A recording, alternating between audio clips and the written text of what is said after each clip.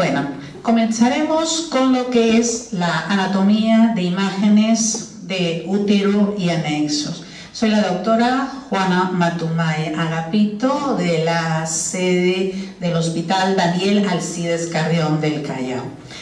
En cuanto a lo que vamos a revisar, es lo que dice sus sílabos. Tenemos acá el índice. Creo que quiere pasar rapidito, igual que yo. Entonces, comenzaremos entonces a definir qué métodos de imágenes son los que se van a utilizar para evaluar el aparato genital femenino. Los tenemos ahí. La radiografía simple, radiografía contrastada o la histerosalpingografía va a utilizar una sustancia de contraste. Ecografía, el ultrasonido abdominal, o mejor dicho, cuando es la parte baja, le llamamos ecografía pélvica o transabdominal. La ecografía transvaginal en sí, la histerosonografía. Ojo, mucho cuidado con la diferencia entre la histerosonografía y la histerosalpingografía. Luego el Doppler, que tocaremos algunos puntos, y como dice ahí, la tomografía computarizada y la resonancia magnética. Comenzaremos haciendo la división topográfica del útero. Como lo vemos ahí, está bien remarcada. Mucho trabajo me tomó esta diapositiva. Tenemos la parte del fondo, el cuerpo, el istmo, cervix del útero. Pasaremos luego a la parte de la trompa y el ovario. El útero, órgano muscular de paredes gruesas. ¿Dónde está situado? En la línea media de la cavidad pélvica. Va a tener hacia la parte anterior la vejiga, hacia la parte posterior el recto, hacia abajo la vagina, como lo tenemos en el gráfico de acá. Aquí lo tenemos, está bien remarcado con los numeritos, no hay pierde. En cuanto al tamaño, hay diferentes autores que ustedes pueden estar revisando. Se queda el tamaño que acá en teoría le estamos refiriendo. 7 de largo, 4 de ancho y 2 centímetros de espesor. Obvio, va a mostrar cambios si es el útero en la adolescente. En la multípara, el útero pues va a crecer con los embarazos, y cuando es senil va a disminuir en cuanto a su tamaño. Como todo viejito se va a arrugar, también el útero lo vamos a tener pues más chiquito. Las divisiones y las relaciones que pueda tener el útero ya lo hemos mencionado.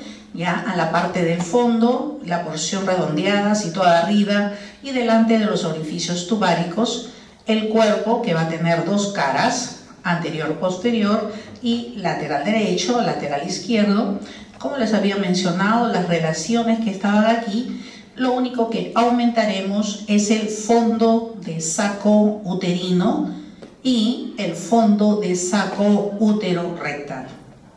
Entonces, desde ahora remarcamos o hacemos un pequeño gráfico en el cual podemos poner el pubis, el huesito, llego a la vejiga, el útero, tengo hacia la parte posterior el recto y el hueso del coxis. ¿Ya? Hagan su esquemita ahí. Tiene reflexiones en el fondo del saco vesico-uterino y en el saco uretero-rectal, como número 5 y como número 6, volviendo a repetirles. Forma y orientación. Háganle un asterisco si quieren ustedes ahí. Tiene la forma de una pera invertida. Forma un ángulo ¿con quién? Con el eje de la vagina. Cuando lo tenemos ahí, le vamos a llamar ángulo de anteversión. Y cuando forma un ángulo de 95 grados con respecto a su propio eje, en el mismo útero, la parte, si ustedes quieren, pasando el cuellito para acá, si está anterior, flexo, y si está hacia la parte posterior, retroflexo. ¿Ya? Acá lo tenemos, otra vez el gráfico. Miren ustedes el eje que tiene el útero y el eje vaginal. El eje vaginal, anteversión, el eje uterino, si pasa este hacia anterior, el eje uterino va a ser en anteflexión, y si está en relación hacia la parte posterior, la retroflexión.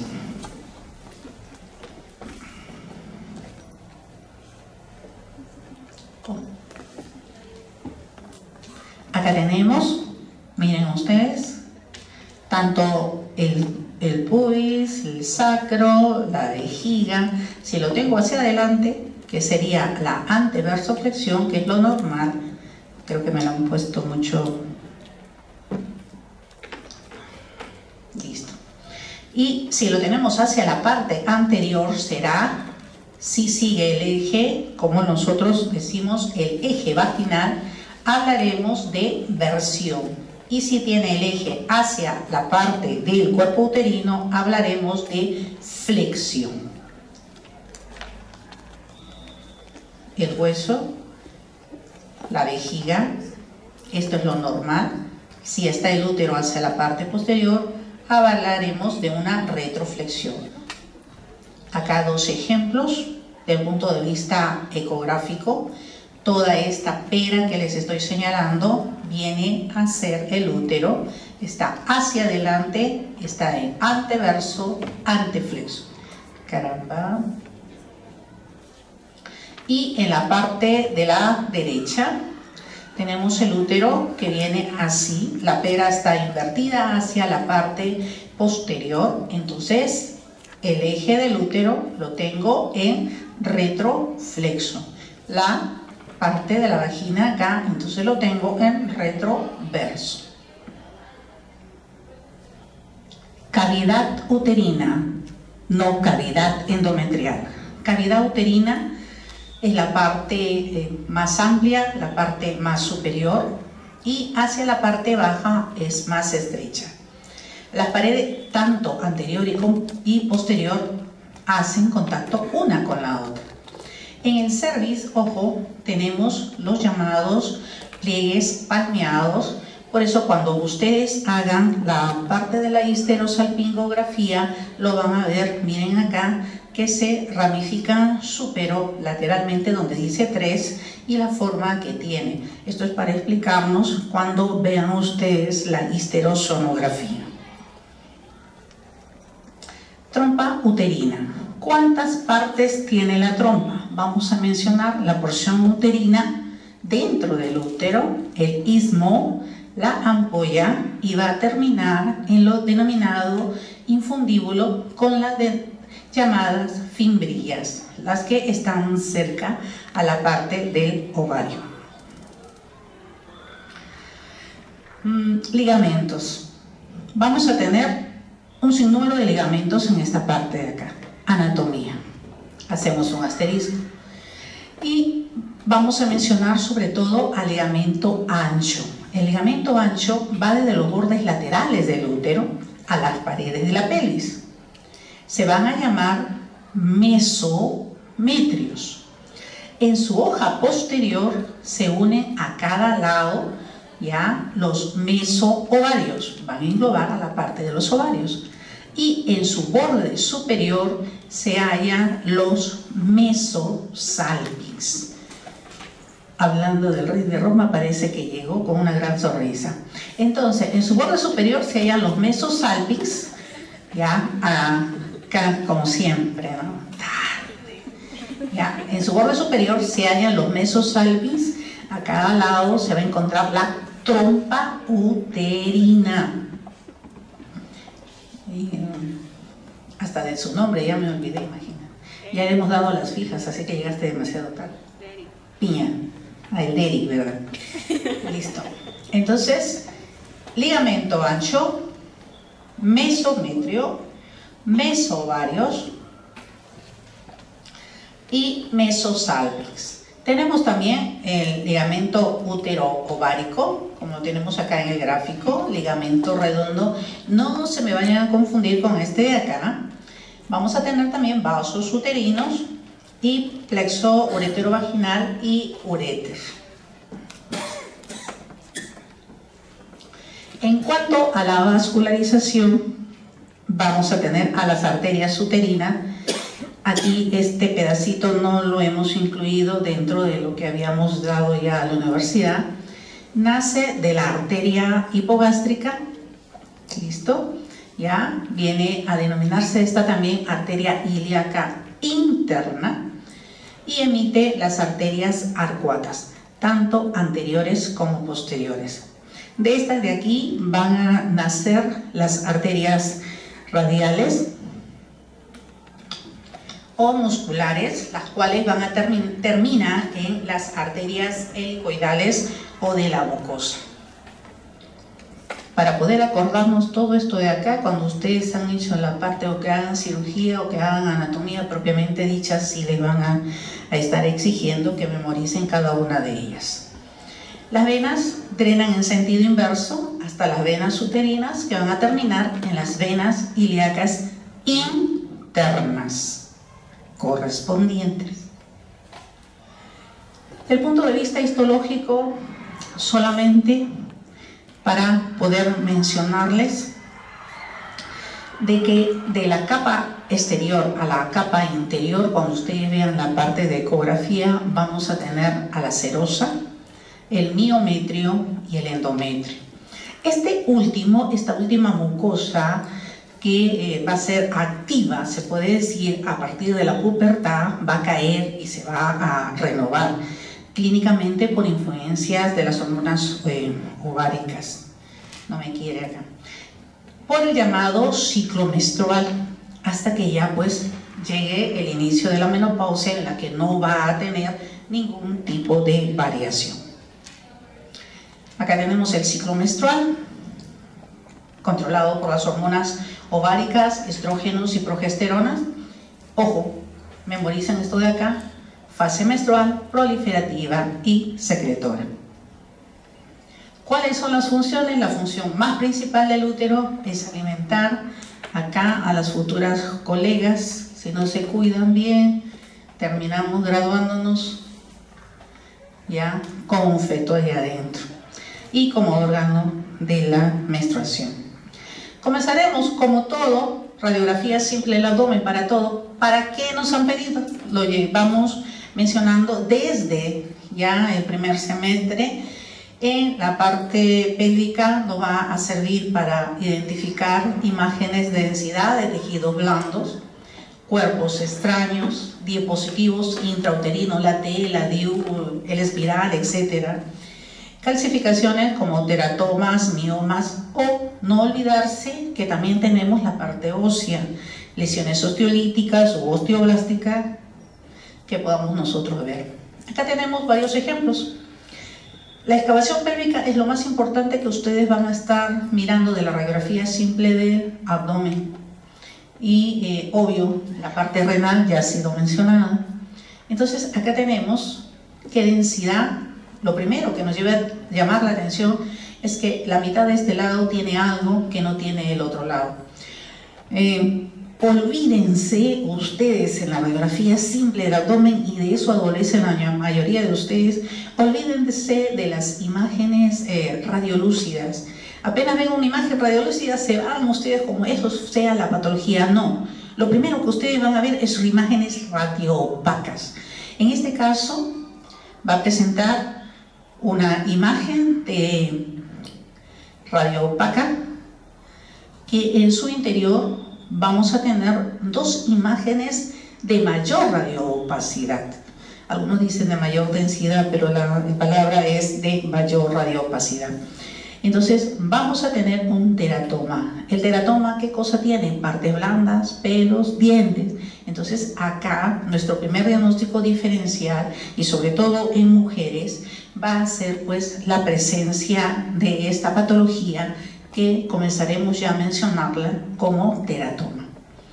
El DIU, tanto intrauterino, pero un poco más alejado. Acuérdense que hemos dicho que el útero se encuentra hacia la parte central, a la parte media, y acá tenemos otro ejemplo de este DIU, pues se salió, se movió demasiado la señora y está por fuera en la misma cavidad.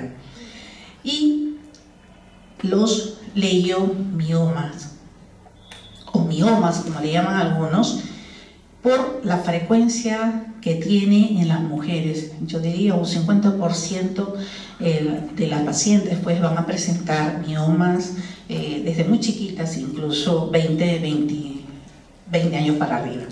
Entonces tenemos acá una radiografía simple del abdomen, ¿ya? Y acá tenemos una reconstrucción multiplanar. ¿Qué tipo de examen es?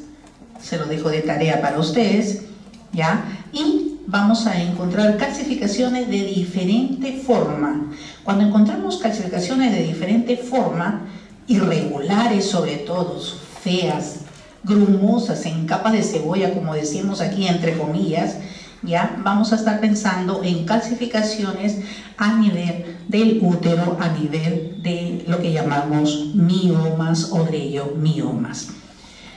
Tengan mucho cuidado porque cuando hablan de un cálculo en la vejiga, a ustedes le habrán dicho que la diferencia va a estar en los bordes. Los bordes van a ser más regulares, va a estar más central, a diferencia de los miomas, ya que están un poquito a veces por fuera, se podría decir, de lo que nosotros podríamos tener proyectada acá en la vejiga. La histerosalpingografía. Toda imagen que ustedes vean con esta radiopacidad brillante, porque ya estamos utilizando medio de contraste, vamos a llamar pues a esta histerosalpingografía. Se va a colocar una sonda en el cuello del útero y se va a inyectar una sustancia de contraste hidrosoluble no iónico. Este va a recorrer el cuello, acuérdense, miren, del gráfico que habíamos hecho, el cuello, el cuerpo y a través de las trompas, las cuales van a ser finitas, delgaditas, como ustedes las están viendo en la parte de acá, esto de acá, esto de acá, es lo normal que ustedes van a tener que encontrar. Así de delgado son las trompas uterinas. Como lo estamos viendo acá, el examen, mientras la paciente está siendo colocada acá, el examen está siendo vigilado a través de la fluoroscopía para ver hasta dónde vamos a colocar o qué cantidad de sustancia de contraste vamos a colocar.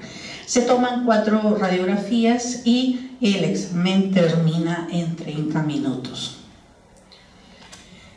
¿Para qué va a estar indicado la histerosalpingografía? Permeabilidad de las trompas, punto. ¿Ya? Sea esto por qué, las causas ya, sea por infertilidad, sea por abortos espontáneos repetidos. Por eso a las niñitas como ustedes se les dice, si yo quiero ahora tener un bebé, pues lo tengo, pero después para eso están los medios diagnósticos, los medios para que ustedes se puedan estar cuidando.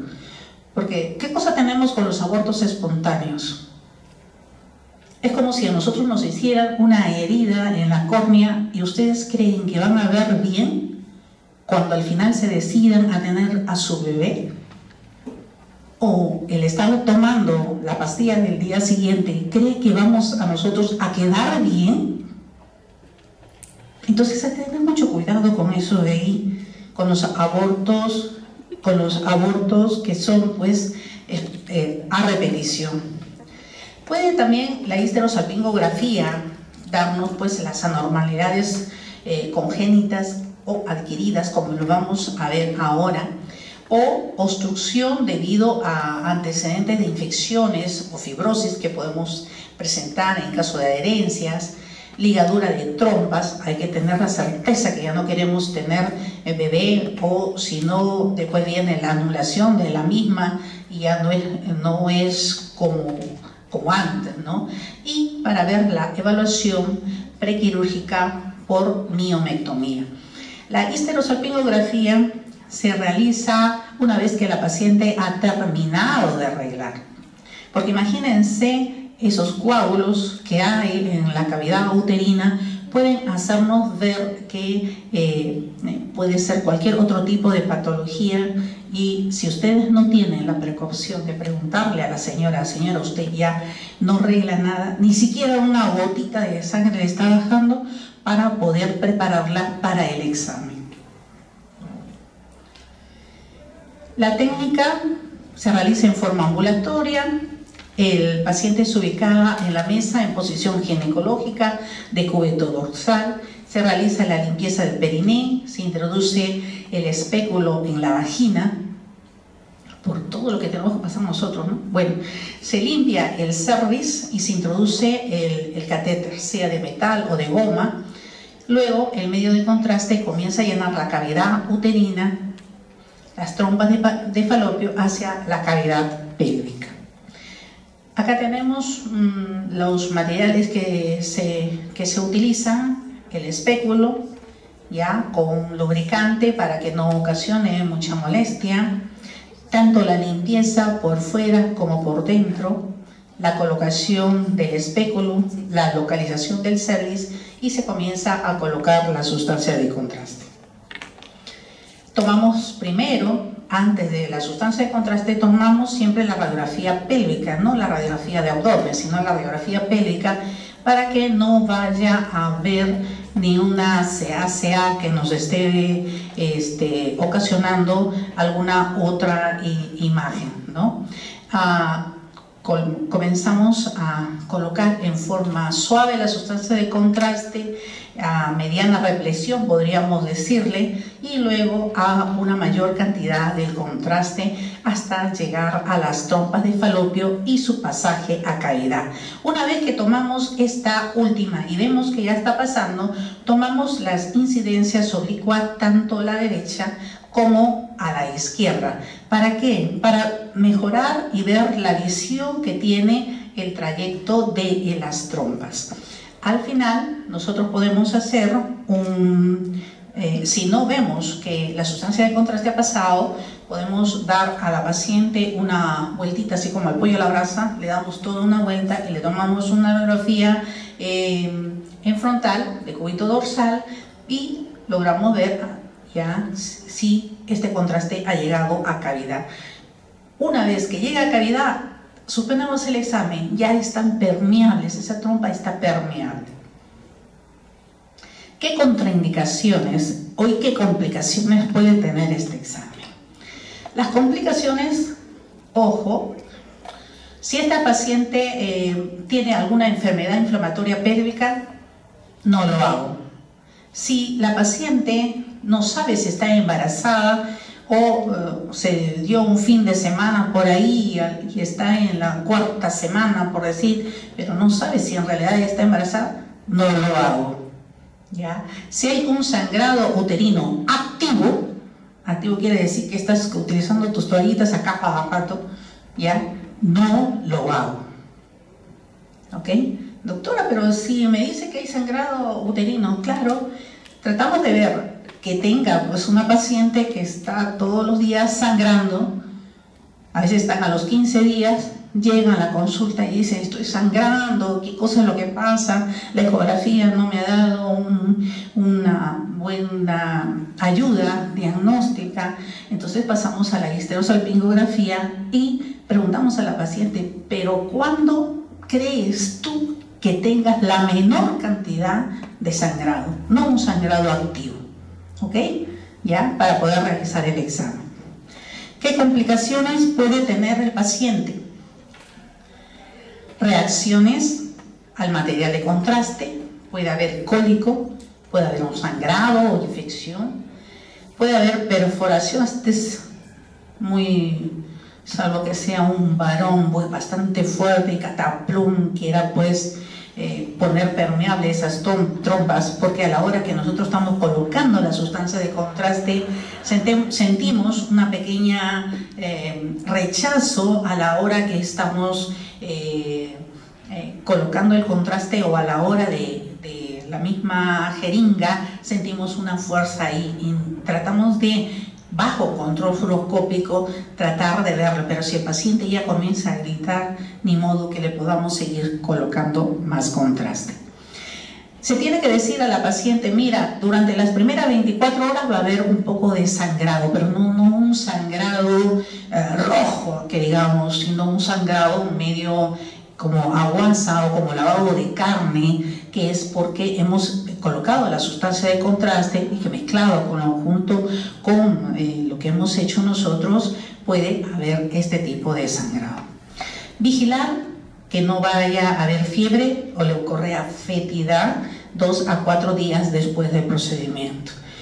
Revisar bien, porque no se deja ninguna gasa dentro de la vagina para evitar que la paciente pues siga sangrando. No. Colocamos, limpiamos y no dejamos ninguna gasa adentro, como se ha dado los casos. Por eso dice que no vaya a tener ninguna una leucorrea fétida o malolorosa. No se deja. En algunos casos, en algunos centros se mencionó esto y era porque a la paciente le decía, apenas llega a su casa o usted saca la gasita, y a veces la paciente, como tenía tanto dolor y cansada, llegaba a su casa, se lo dejaba. Entonces no era tanto pues indicación que no era cumplida por ella misma. En cuanto a la radioanatomía, si ya hemos visto los gráficos, nos es más fácil entonces reconocer las partes que yo tenga del útero. Este es parte del equipo, ¿ok? Viene a ser el cuellito, el que vamos a utilizar. Vamos a ver acá la parte del istmo, la cavidad uterina, la trompa en su porción ísmica, ampular y con su terminación en la parte de la fimbria infundibular, ¿ok? Si nosotros tenemos alteraciones desde el punto de vista congénito, me refieren que alrededor de la 8ª semana los conductos de Muller se deben haber fusionado y se forma lo que sería el tracto pues, el reproductor femenino. Si no ocurre esto, puedo presentar todas esas malformaciones como el útero unicorne, didelfo, arcuato, bicorne, septado, el útero hipoplásico y la agenesia. Vamos a dar algunos ejemplos de ello. Comenzamos con el útero unicorne, como su nombre lo dice, ya el desarrollo de los conductos de Muller van a estar alterados, pueden asociarse a malformaciones, ojo, a malformaciones renales ipsilaterales, no solamente la parte del útero se ve alterado. Entonces, acá lo estamos nosotros viendo, ya, como si fuera una sola trompa y ya aparece en el examen de la histerosalpingo, aparece como desviada hacia uno de los lados, ¿no? Puede ser hacia el lado derecho, como tenemos acá el gráfico, hacia el lado izquierdo. Desde el punto de vista ecográfico, lo quisimos poner aquí para no volver a estar repitiendo. ¿Puedo yo ver malformaciones en la ecografía? Sí, como las imágenes que te vamos a estar mostrando. Este es el útero en forma redonda, en corte transversal, y la parte central que se ve refringente viene a ser la parte pues del endometrio. Dice que se puede, este cuadro rudimentario ya puede asociarte en un 65% de los casos a ser funcionante o poder comunicarse a una cavidad uterina desarrollada. Acá lo tenemos en una incidencia sagital o una incidencia longitudinal. El útero didelfo, como su nombre lo dice, hay un resultado en la falta de función del conducto, pero hay dos cavidades independientes con dos cuellos que se van a funcionar en el segmento inferior. Con gran frecuencia me indican que se asocia a un tabique vaginal. Entonces, miren la forma que tiene, ya, por eso le llaman didelfo, Este es un corte de ecografía, siempre en cortes transversales para poder estar viendo. Miren la forma que tiene ya la parte del endometrio, pero un cuerno derecho y el cuerno del lado izquierdo. En el útero arcuato casi se considera una variante de la normalidad. No condiciona problemas de fertilidad ni se asocia a complicaciones obstétricas. Es una cavidad pequeña, pero va a tener una indentación hacia la parte del fondo cuando ustedes realizan la histerosalpingografía. ¿Ya? Se aprecia, como dice ahí, un contorno cóncavo en lugar del contorno liso o convexo, porque esto tendría que tener acá su forma de perita, que sería lo normal. El útero bicorne, hay una fusión incompleta de los conductos paramesonéfricos, dando lugar a dos cavidades endometriales comunicantes con un único cervix. Entonces, muy importante que ustedes vean que la morfología del útero es el que se está alterando en todos ellos.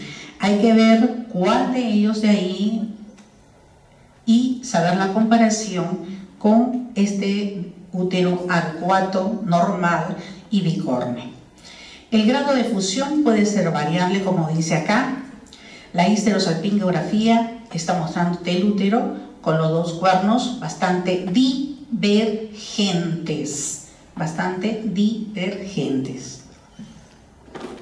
Acá tenemos la parte de ecografía en cortes transversales. Tengo acá la parte endometrial y como ustedes lo ven acá, cuando nosotros hacemos una ecografía, la ecografía tenemos que realizarla en forma longitudinal y hacer un barrido en toda esa pera. Y podemos darnos con la sorpresa de que una de las cavidades es como si tuviera pues, el endometrio normal, pero en la otra trompita vamos a tener un embarazo. ¿Ya? Vamos a tener, como dice acá, un saco gestacional. Agenesia o hipoplasia. Mucho ojo con esto. La forma más común es el síndrome de Meyer-Rokitansky-Kuster-Hauser, que combina la agenesia del cuello del útero con la parte superior de la vagina. A veces, si no tenemos, se puede decir, la paciente no confía en su ecografía, porque esto lo podemos ver con una ecografía bien realizada, puede ser suprapúbica o endovaginal, podemos ver la falta del útero. Entonces acá en estos cortes de resonancia magnética nos pueden estar demostrando en un 100% ya la ausencia de este útero, ¿no? La forma típica que presentan los ovarios y riñones pueden ser normales y forma atípica asociada a alteraciones ováricas o la agenesia renal. Las pacientes carecen de un potencial reproductivo, obvio, porque no van a tener el útero. En la resonancia magnética, como dice acá, nos permite diferenciar agenesia de una hipoplasia. En la agenesia no vamos a visualizar el útero si estamos más familiarizados con esta incidencia sagital. Comenzamos el pubis, la vejiga. Acá tendríamos que tener la forma de pera que hemos mostrado en los gráficos anteriores, en las imágenes anteriores, y no lo tengo, y solamente tengo la representación de la parte del recto, y acá tenemos el coxis. Puede venir alguna imagen de estas que estamos mostrándole a ustedes. Acá la tenemos un poquito más grande, en un corte sagital en T2, el pubis, la vejiga, otra vez las asas intestinales y la parte del coxis. Esto nos está demostrando en un 100%, pues la ausencia del útero, la forma de pera no va a cambiar. Otras variaciones también en resonancia magnética, el útero unicorne, ya en un plano axial modificado y en un corte sagital. Si nosotros hacemos solamente el corte sagital, parecería como si tuviéramos nosotros un útero del punto de vista normal. Acá el útero arcuato, en estas resonancias, en T2, ya en un plano coronal modificado. Miren la forma que tiene, no va a cambiar. Y el útero hipoplásico, como su nombre lo indica, tiene todo, pero está más pequeño. La morfología es normal, acuérdense, las dimensiones son las que están disminuidas. Puede haber una línea endometrial, pero discordante en relación al ciclo menstrual. Entonces tenemos dos imágenes de histerosalpingografía, sobre todo la histerosalpingografía, ojo, nosotros lo vamos a ver radioopaca, ¿ya? Esta es la que nosotros veíamos a través del televisor, o el negativo de la histerosalpingografía podemos nosotros estar viendo acá, ¿no? La forma en T que tiene este útero, la relación normal del útero es de 2:1, en cambio acá tenemos entre el cuerpo y el cuello uterino, es como si tuviéramos pues 1:1, una forma de T. ¿Qué otras patologías nosotros podemos encontrar? Las sinequias o adhesiones intrauterinas por abortos repetitivos, ¿no? Vienen a ser cicatrices por traumas en el endometrio, por el curetaje o, claro, por el curetaje, cuando se quedan restos, el paciente tiene que entrar pues en una pseudosala, porque esto es en forma ambulatoria, y sacar esos restos que quedan. Las infecciones endometriales pueden ser causales también de esto. Se van a observar defectos de llenado lineales irregulares a nivel de la pared uterina, ¿no? Esta es una ecografía en corte longitudinal que nos está mostrando lo mismo que tenemos acá, ya múltiples defectos de llenado. Hay una dilatación, le hicieron un curetaje a este paciente, ya síndrome de Asherman le dice, y tengo una correlación tanto de la histerosalpingografía con la ecografía. Lo que nosotros vemos acá como imagen radiolúcida, desde el punto de vista ecográfico, podemos ver acá que todavía tiene algunos restos que pueda tener esta paciente. La adenomiosis la vamos a revisar tanto por tomografía, por resonancia, ecografía, y ahora desde el principio ya la adenomiosis ya en la histerosalpingografía y un corte de resonancia al costado. Viene a ser ¿qué cosa? La extensión del endometrio al miometrio en forma difusa o local. En este caso vamos a ver irregularidades en el contorno uterino, se dice como imágenes en saca-bocado. La imagen de la resonancia magnética nos va a estar mostrando un engrosamiento acá en esa zona de la lesión. Los leiomiomas son otras patologías. Lo importante de la figura que son tumores benignos. Ojo, miomas, leiomiomas, muy diferente cuando son patológicos. Son tumores benignos que yo los puedo estar encontrando en la parte de la serosa. Miren ustedes, pueden ser pediculados o sésiles. Puedo encontrarlo dentro del miometrio, ya lo podemos llamar intramurales, o lo puedo estar presentando a nivel de la cavidad uterina submucosos. Podemos tener esos diferentes tipos de presentación, y este gráfico también me está mostrando una forma pediculada, incluso el mioma puede salir. Múltiples o únicos. La frecuencia nos dice ahí un 20% en mujeres de 35 años. En la práctica diaria yo diría que es un 50 hasta un 60% de mujeres que lo pueden presentar, uno múltiples. Y del punto de vista de la histerosalpingografía, podemos nosotros ver, por ejemplo, acá en este ejemplo, ya un defecto de llenado a nivel del fondo, es una fase temprana de la inyección. Acá lo tenemos con una mayor cantidad de contraste, también me está haciendo un defecto de relleno allí.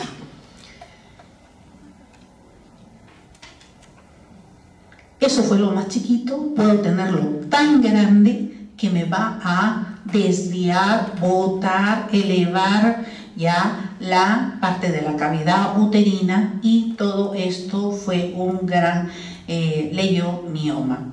Ustedes que son conocedores también de las grandes noticias que nos están mostrando por radio, a veces en mujeres llegan a tener el útero tan grande que llega hasta la región umbilical, que parece que la paciente está embarazada y lo único que hay pues es un gran mioma. Las trompas de falopio tienen una longitud de 10 a 12 centímetros de longitud, sirven de paso al óvulo, puede ser unilateral o bilateral su presentación. Acá tenemos un caso de una salpingitis ísmica nodosa en el cual hay diferentes tamaños de divertículos en forma de sacabocado en la porción ísmica de la trompa.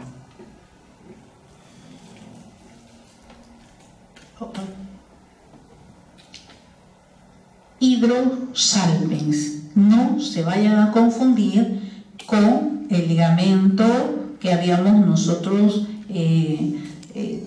presentado en diapositivas anteriores. El hidrosalpinx, ¿qué viene a hacer? Las trompas están obstruidas cerca de su extremo más distal.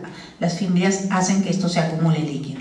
Entonces, esto es lo normal, trayecto filiforme, y en la parte más distal, miren ustedes que ha aumentado unas 10 veces la forma, parece una salchicha bien grandota hacia la parte más distal, ¿no? Pueden tener la permeabilidad de una y la parte del hidrosalpinx en el lado izquierdo en ambos casos. Acá sí hay un buen pasaje. Lo que hace el hidrosalpinx es que, miren, esto se ha pasado, se ha derramado la leche, pero acá, en este de acá, por más gordo que esté, no llega a pasar la sustancia de contraste hacia la cavidad peritoneal. Oclusión tubárica, viene a ser lo mismo, pero miren, es como si me hubieran cortado en forma abrupta estas trompas. Esto es debido pues, a que haya infecciones que pueden ocurrir por vía ascendente o por vía descendente, propagación de otros órganos adyacentes al útero que puedan estar ocasionando la oclusión de esto de aquí, ¿no? Esto puede ser consecuencia, como dice acá, de cirugías pélvicas o patologías como una endometriosis, las cuales me van a ocasionar una oclusión tubárica. Adherencias peritubulares, hay el pasaje de la sustancia de contraste, pero alrededor de esa trompa ya no va a haber pasaje a la cavidad, como este caso de acá, sino que la sustancia de contraste llega a coleccionarse como si fuera una bolsita que esté envolviendo tanto la parte externa de la trompa como la parte del ovario, ¿no? Miren, adherencias peritubulares me van a formar una especie de saquito. Una vez que llega esto de acá, yo tengo que pasar a cavidad y no lo estoy viendo qué pasa, sino que se acumula bastante en la parte más periférica. Antecedentes de enfermedad pélvica inflamatoria son las causas más frecuentes. En cuanto a ecografía, ojo, pregunta de examen para ustedes. Espero que los que estén grabando no den las fijas a los que nos han venido, porque si no, imagínense, todos iban a sacar 20 acá. Ecografía pélvica o transvaginal, el uso de transductores. Traductor de baja frecuencia, 3 MHz. La ecografía transvaginal utiliza transductores de alta frecuencia, 5, 8, 10 megahercios es la diferencia que yo puedo estar encontrando. ¿Qué ventajas tengo? Obvio, la ecografía pélvica me da un amplio campo de visión, adecuada en todas las edades, 10, 11, 12, 30, 80 años, yo lo puedo realizar. No es invasiva, pero en cambio la ecografía transvaginal, ¿ya? Es importante cuando yo tengo un embarazo de 5 semanas o mi regla no me viene después de 4 semanas, al mes siguiente. Y a Derek está asustado porque a la enana no le viene pues la regla. Entonces, una ecografía endovaginal. La endovaginal puedo yo ver embarazos de 4 o 5 semanas a comparación de la ecografía pélvica, que es recién a las 7 semanas, para que yo pueda estar viendo pues ahí un saco gestacional. Pero como nos cuidamos con el condón, la DIU, la T, el espiral, todo lo que ustedes quieran, hasta con métodos de ritmo, ya ningún método es 100% seguros. ¿Ok? Entonces, tengo pacientes que no pueden llenar la vejiga, que es una de las desventajas que tiene la ecografía pélvica. Si la vejiga no está llena, o si hay mucho aire, hay muchas asas intestinales con contenido gaseoso, no voy a poder realizar una buena ecografía pélvica. Eso no es desventaja para la transvaginal, en que yo puedo hacer la ecografía sin tener la vejiga llena. Me va a dar un mayor detalle de las características internas de una lesión. Ante sospecha de enfermedades endometriales lo puedo ver muy bien. En caso de pacientes que tengan el útero demasiado retroflexo o retroverso, yo le puedo hacer la ecografía. No necesito tener la vejiga súper archillena, porque a veces cuando tienen el útero bastante retroverso, los pacientes no pueden llenar adecuadamente la parte de la vejiga. ¿Y cuál es la desventaja que tiene la transvaginal? Hay un limitado campo de visualización. Esto depende mucho del operador, ¿ya? Podemos nosotros conseguir bien visualizar las imágenes, pero lo han colocado dentro de la desventaja. Y otra desventaja es que no podemos realizarle en niñitas que no hayan tenido relaciones sexuales. ¿Por qué? Porque el himen tiene que estar roto para poder colocar el aparato, el transductor, en la vagina. ¿Ok? ¿Ya? No es que tengan relaciones ahorita y yo sí lo puedo hacer, no, pues, ¿ya? Antecedente de haber tenido relaciones sexuales. Esto es lo mismo, es una diapositiva que engloba todo lo que ya hemos mencionado, lo revisa. Lo único acá, miren, negro, anecoico, ecografía pélvica. El útero lo tengo acá con sus 3 capitas, la serosa, la parte del miometrio, y es refringente el endometrio. Acá tengo un ovario. De la diapositiva acá, la anatomía. Entonces yo le puedo poner un gráfico así como esto de acá y le puedo decir, pues señálame dónde está el fondo, el cuerpo, ya, dónde está el miometrio, dónde está la vagina, el número 3, como tienen acá, la parte del cuellito, y el fondo de saco de Douglas, bastante afuera. La pera, una imagen hiporrefringente, viene a ser el útero. La imagen refringente, la parte del endometrio. Anecoica, parte de la vejiga. Igual vamos a nosotros a ver, les pueda venir a ustedes en un corte longitudinal o les pueda venir en un corte transversal, que es lo mismo, como una forma de una perita. Es el útero hipoecogénico, la parte central, la parte del endometrio, refringente, la parte de la vejiga, anecoica, y la parte del ovario. La ecografía transvaginal me va a dar lo mismo. pero si ustedes hacen la comparación de la imagen anterior, que se ve negra, fea, cuando ustedes utilizan la ecografía endovaginal, miren ustedes mucho mayor detalle de la serosa, del miometrio, del endometrio. Lo podemos ver con una mayor nitidez. La parte de acá es un corte transversal. No es pornográfica la gráfica de acá, es de la colocación que tienen ustedes del transductor y la desventaja de que limita un poquito la posición de ese útero. La técnica vamos a aplicar en el transductor, que es como esto que tenemos acá, sin esta perilla de acá. Le colocamos una pequeña cantidad de gel al transductor y lo revestimos con un preservativo, porque tenemos que colocar la sonda en la vagina. Puede ser la vagina del fondo del saco anterior o la parte posterior de la vagina. Ninguno reemplaza al otro. Yo puedo estar encontrando limitaciones y poder ver solamente la parte del un tercio del cuerpo uterino y tener un tremendo mioma acá, y puedo hacerle las dos ecografías. Transvaginal y ecografía pélvica se ayudan para poder ver bien qué patologías nosotros podemos tener, y sobre todo cuando hay leiomiomatosis de gran tamaño nos puede limitar el examen de la endovaginal y podemos ayudarnos con la suprapúbica o ecografía pélvica. Si ya lo hemos visto por la transvaginal, doctora, pero vamos a necesitar llenar de la vejiga.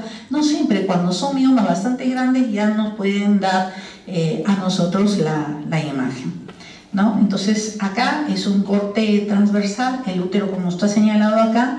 Esta es una masa sólida hipoecoica, a menudo puede ocasionar una sombra acústica, pueden ser necróticos, tener imágenes más anecoicas en su interior, pero el diagnóstico es una leiomitosis uterina. Derek, ¿qué te parece? Mira, puede ser pregunta de examen, ¿no? Entonces, este corte longitudinal, ¿qué cosa es lo que estamos viendo? Una vez que vemos las divisiones de serosa, la serosa refringente, el miometrio y el endometrio, ¿qué cosa es lo que me está llamando a mí la atención acá? Son diferentes imágenes hiporefringentes que están ocupando casi toda la cavidad, todo el miometrio, mejor dicho. Son de diferentes tamaños, ¿ya? Tanto submucosos, subserosos, ¿ya? Entonces, solamente la patología llegó a ser un leiomioma, ¿ya? Lo mismo acá, un corte transversal, forma redondita, y tenemos un subseroso, parece una orejita de Mickey Mouse, ¿ya? Está hacia la parte de afuera. Acá otro ejemplo es un corte longitudinal de un útero, una ecografía. La paciente refería dolor abdominal hacia la parte de abajo, sangrado irregular, sintomatología uterina. Imagínense estar a cada rato en el baño, obvio que tendría sintomatología uterina. Entonces hacen ustedes lo mismo, la misma secuencia, la serosa, el miometrio, el endometrio, y esto no es lo normal porque tendría que ser todo igual. Tenemos acá también otro mioma uterino o un leiomioma. Tamaño, borde y la ecotextura. La patología, les había dicho que la adenomiosis la íbamos a ver en varias de las secuencias. Acá la estamos viendo en relación a la ecografía. Este es un útero en corte longitudinal. ¿Qué cosa es la adenomiosis? Viene a ser la implantación, volviendo a repetirle, de la mucosa endometrial dentro del miometrio, con reacción hiperplásica del mismo. Acá está mostrando un engrosamiento asimétrico de la parte posterior del útero. Miren, Esto debería de ser igual que esto, pero acá tengo un mayor grosor a comparación de la parte anterior, ¿no? La ecotextura es heterogénea, es poco definida, ya en el área de la adenomiosis. Acá tenemos un ejemplo un poquito más grosero, lo pueden ustedes diferenciar, es un corte transversal, si quieren ustedes, para que puedan ver esta refringencia a comparación de la parte anterior. Hay un engrosamiento asimétrico del miometrio, áreas hipoecoicas heterogéneas y sobre todo esto condiciona un aumento de tamaño del útero. Lo mismo en una ecografía transvaginal, la parte del endometrio, lo normal es que sea hiporrefringente, hay una mala definición del borde endometrial con el miometrio. Nos mencionan que hay quistes miometriales, son bastante pequeñitos como para que lo puedan ustedes ver. Ya hay bastante, dice, nódulos ecógenos subendometriales alrededor de lo que sería la parte del endometrio. Y si yo hablo de un leiomiosarcoma, entonces hablamos ya de un tumor uterino maligno.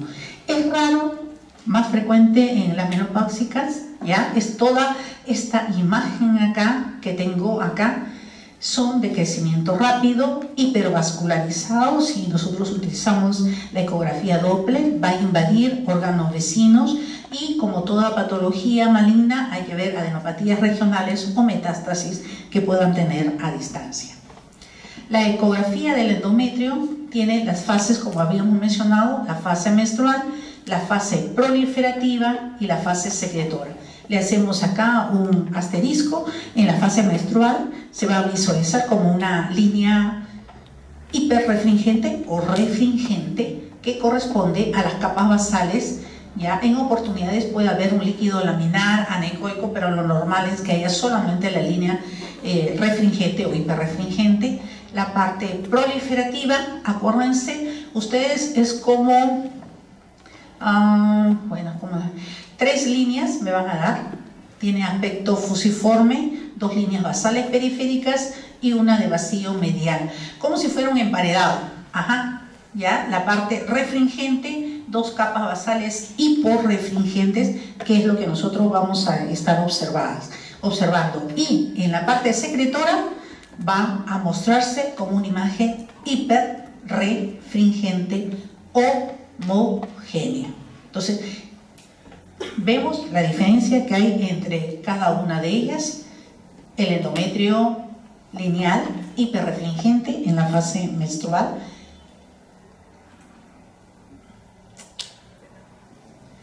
en la fase proliferativa, la capa basal, la refringencia que hay hacia la parte de central o línea en vacío, ¿ya? Tengo tanto anterior, tanto la parte posterior, la línea basal anterior y posterior, y el estroma en sí, en la parte central, y el endometrio en fase secretora. Lo vemos bastante refringente, se dice de 7 a 9 milímetros, bordes regulares definidos. Entonces, si nosotros tenemos una fase proliferativa, conforme va pasando el tiempo, miren cómo se va llenando y llego a una fase secretora. Por eso es que les había puesto yo esto de acá, es como el césped. Cuando ustedes pasan el césped, está todo cortadito, pero cuando tengo el césped así grande, como de 7 a 9 milímetros, hablo de una fase secretora. La diferencia la podemos encontrar entonces en estas fases de acá, que nosotros la vamos a tener. Patologías, tenemos la hiperplasia quística endometrial, que es una lesión benigna. Hay un aumento marcado del espesor, fíjense ustedes acá, imágenes anecoicas, quísticas de diferentes tamaños, ya su borde bastante refringente en la cavidad uterina a nivel del endometrio. Otra patología bastante frecuente y por la que van a consultorio es esta imagen que ustedes van a ver acá. También en la parte digestiva lo han visto, ¿no? Hay pólipo, También puedo tener pólipo en el endometrio, lesión benigna. ¿Cómo lo ven? ¿De qué color lo ven? Lo vemos refringente, de forma oval o fusiforme. La forma es variable. Si lo tengan ustedes, el pólipo sésil o el pólipo pediculado me puede dar la variación en cuanto a la forma que tiene. Otra característica es que tiene un pedículo vascular, generalmente lo voy a ver al doble, y puede presentar formaciones quísticas. Esa última hasta ahora no la veo yo, pero se menciona en la parte de la literatura, ¿no? En la histerosonografía se coloca una sustancia allí y miren ustedes todos los pólipos que nosotros podemos encontrar en los diferentes tamaños. Carcinoma endometrial. Todo lo que es una lesión maligna es irregular. Siempre se le han dicho a ustedes. Hay áreas hipoecoicas, bordes imprecisos, irregularidades con el miometrio, hipervascularizado. Al espectro Doppler hay un amplio componente diastólico. Acá tenemos otro ejemplo más. Lo mismo, la misma secuencia anterior, pero con otros pacientes, hay un amplio campo diastólico en el espectro que nosotros vemos en la parte ecográfica. La histerosonografía, diferente a la histerografía, ¿ya? La histerosonografía utiliza el ultrasonido y sobre todo ¿para qué? Para ver patologías endometriales en pacientes con sangrados anormales. Me va a servir para determinar la presencia de masas o de pólipos. Punto. ¿Ya? Sí, también se ha utilizado para ver la permeabilidad de las trompas, ojo, pero solo y estrictamente en su extremo intrauterino, no hacia la parte de afuera, ¿ok? ¿Ya? En el extremo intramural, en el extremo uterino.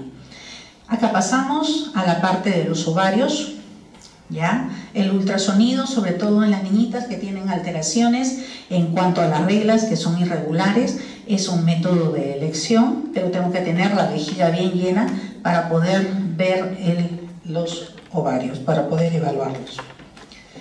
En fase proliferativa se dice que hay un desarrollo de los folículos por estas hormonas. El folículo va a medir de 18 a 25 milímetros.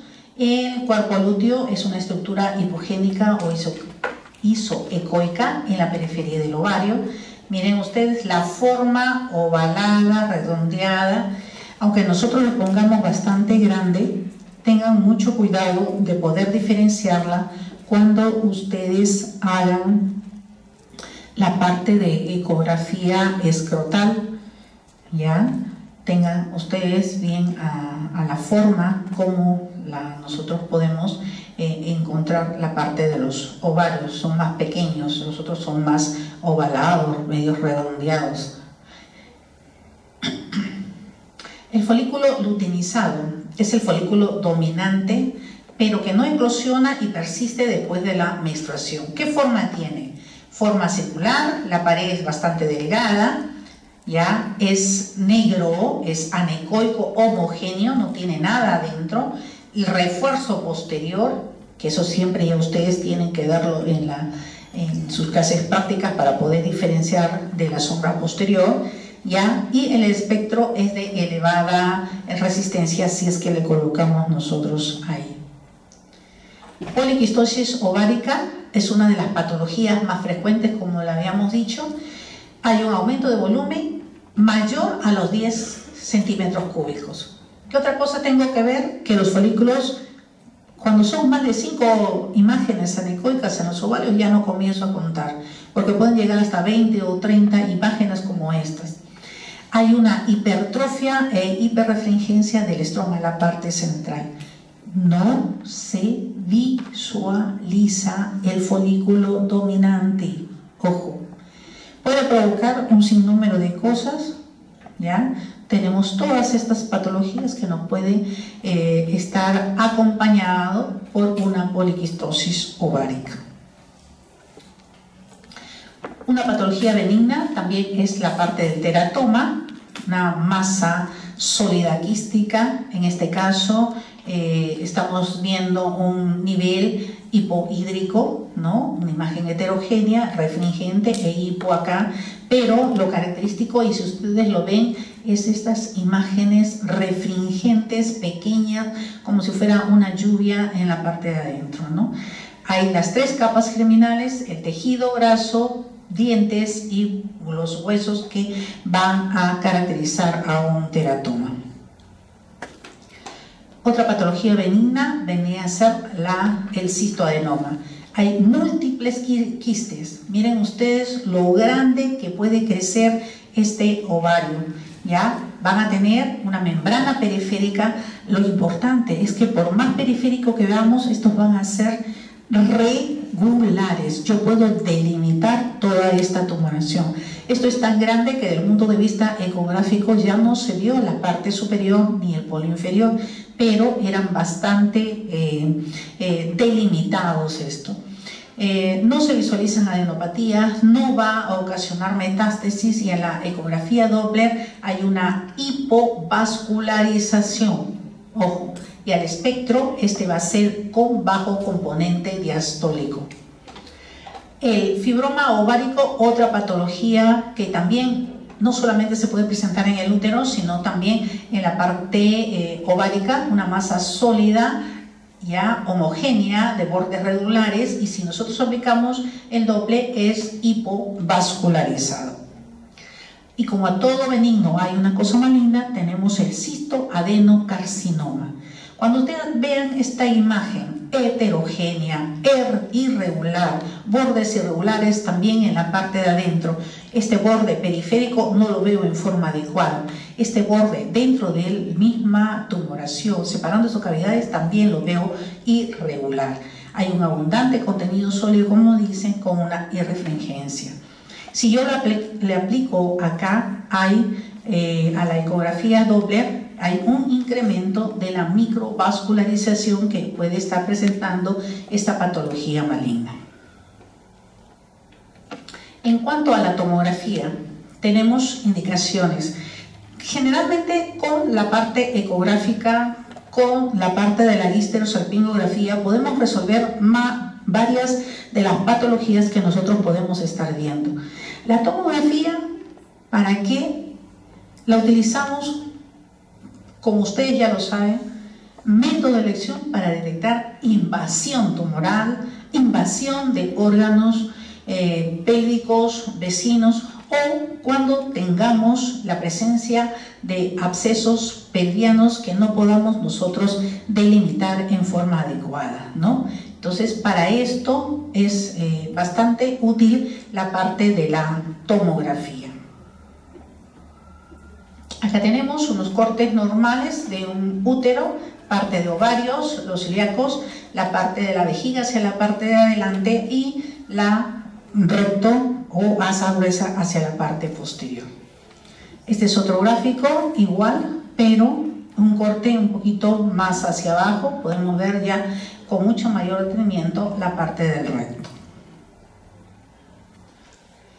Una tomografía, miren ustedes, cuando son de gran tamaño, que no puede ser captado en su totalidad por la parte ecográfica, y quiero determinar cómo es que está compuesto esta tumoración, podemos emplear la tomografía, en este caso acompañado de un absceso tubárico izquierdo que no nos explicamos por el gran tamaño que tenía, no nos explicamos a la parte de la ecografía. Tomografía y resonancia magnética en la miomatosis uterina, sobre todo, ojo, mucho ojo con esta diapositiva, me va a evaluar en forma panorámica los nódulos.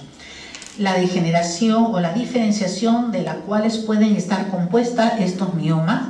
Vamos a ver en mucho mayor precisión las calcificaciones. Puede haber una coexistencia con carcinoma de cervix o endometrial, por eso que utilizamos estos métodos que son ya bastante sutiles para poder ver cualquier cosita bastante pequeña. Visualización de la cápsula periférica es lo que nosotros podemos estar viendo en este tipo de examen. Y con la resonancia magnética me puede hacer una diferenciación con la adenomiosis. Pero sobre todo, ya ustedes lo que han estado viendo en las diapositivas anteriores, la adenomiosis no tiene pared, no tiene borde. Entonces tenemos acá una tomografía y una resonancia, sobre todo en aquellos leiomiomas que son de gran tamaño, que ocasionan un rechazo de las estructuras anatómicas adyacentes que puedan tener. ¿Cuáles serían las indicaciones de la resonancia magnética? Puede considerarse prueba de elección en las diferentes patologías que hemos estado revisando. Especialmente, ¿para qué la vamos a utilizar? Para la estadificación del carcinoma del endometrio y del cervix. Es útil en el diagnóstico diferencial de patologías ováricas en caso de una endometriosis, fibromas, entre comillas, tumor, dermoide, teratomas y quistes hemorrágicos. Ojo con los cortes de tomografía por resonancia magnética.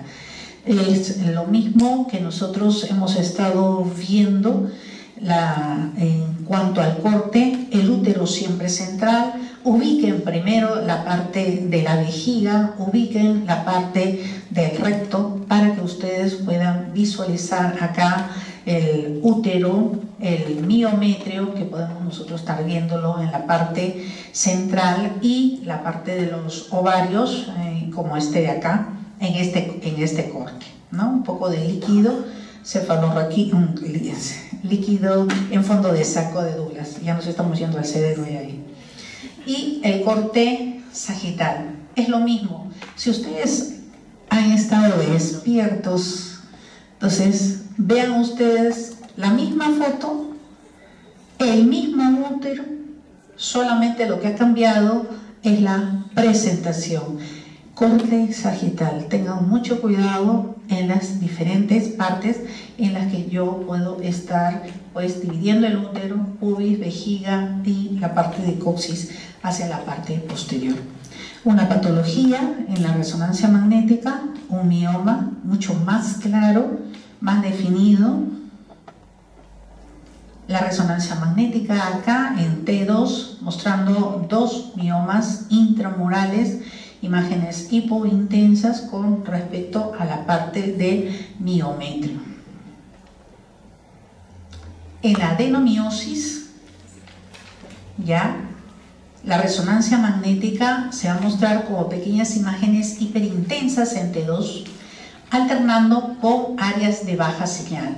El borde lateral, como dice acá, es indistinguible del miometrio normal. O sea, casi no me ha aportado mucho, porque en la ecografía también veíamos que no tenía una separación con el útero normal. ¿Okay? Lo podemos ver acá, hacia la parte posterior, una alta señal en caso de la adenomiosis. Y ustedes ya van a revisar, les hemos puesto a ustedes dos exámenes, dos ejemplos que no va a venir en la parte de examen, pero que lo puedan ustedes estar revisando. ¿Ok? Entonces, con esto finalizamos la parte de útero y ovario. Anatomía, le vuelvo a repetir, para aquellos que están o han llegado bastante tarde, o para los que están coqueteando en la parte del fondo, ya, por favor, lean, estudian bien la parte de anatomía. Y pasamos ahora a la segunda clase, bastante pequeña, creo que ya ha sido bastante hasta ahora, pero es en lo que nos pide la universidad. Vamos a hacerlo bastante rápido, didáctico. ¿Qué hora es, Darwin? No, pues aquí ya estamos cambiando de nombre, pues, ¿no? 7:44 ya, Dios mío. 7:15. Yo dije 7:30, ya terminamos. Y eso que hemos leído, pues a lo máximo. ¿Quieren las fijas nada más? Pero ustedes se lo van a dar a todos sus compañeros. No se lo van a dar, de verdad. No.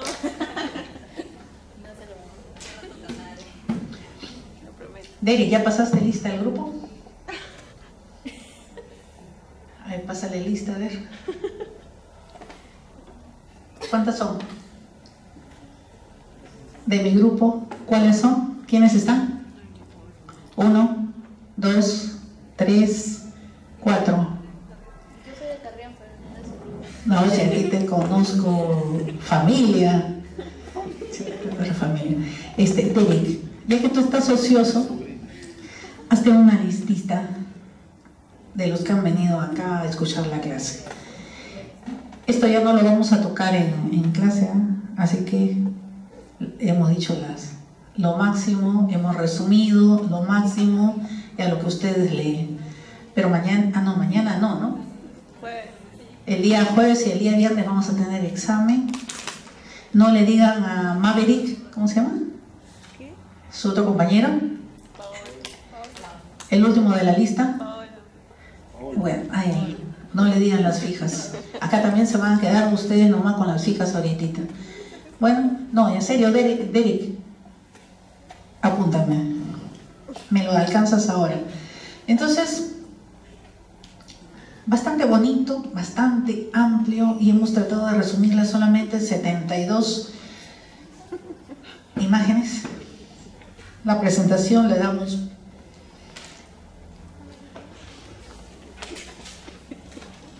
y pasamos. ¿Qué cosa es la ecografía obstétrica? No requiere preparación, no es nociva para el bebé ni para el feto. Esta diapositiva vamos a seguir repitiéndola a lo largo. Presencia o no de embarazo. Puede ser único o múltiple. Me permite evaluar la edad gestacional, ver si el embarazo está dentro del útero o es un embarazo ectópico. Para conocer las condiciones del embrión, del líquido amniótico y de la placenta. Como dice aquí, la vía vaginal se realiza al inicio del embarazo o para evaluar el cuello uterino, no más.